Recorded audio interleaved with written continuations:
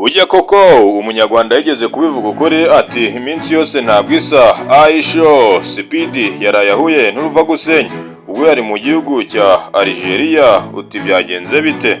Mbere na mbere reka manze nkubwire ko wowe ushaka kureba ibigezweho hirya no hino ugomba kunyarukira kuri YouTube channel yitwa Himbazwe Show ukareba byinshi bigiye bitandukanye.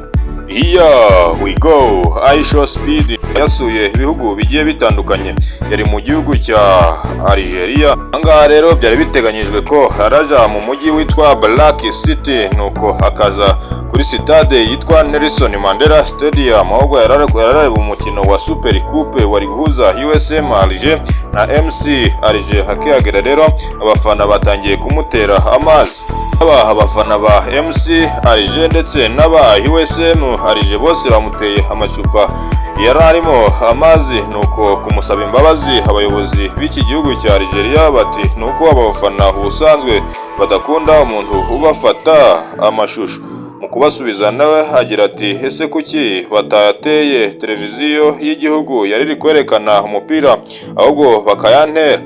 Uyu musore rero nyuma yuko abonye bikomeye yaje guhita afata urugendo yerekeza mu gihugu cya Maroc, aho hari buze kwitabira umukino wa nyuma w'igikombe cya Afurika wari buze guhuza ekipe y'igihugu ya Senegal iyobowe na rutahizamu Sadio Mane ndetse n'ikipe y'igihugu ya Maroc iraza kuba iyobowe na defenseur kabariwe Achraf Hakimi.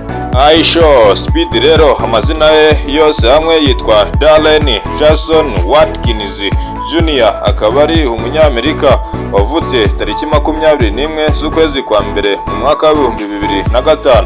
Yumvikane ko ubu ngubu muri 2026 uyu musore afite imyaka 20. Uyu musore rero afite ibiro 78, akaba akunzwe ku mbuga ze nkoranyambaga zirimo YouTube, TikTok, Instagram n'izindi zigiye zitandukanye, aho akurikirwa n'abarenga miliyoni 49 n'ibice bibiri. Nje nitwa Jean D'Amour, ntugende udakoze subscribe. See you again.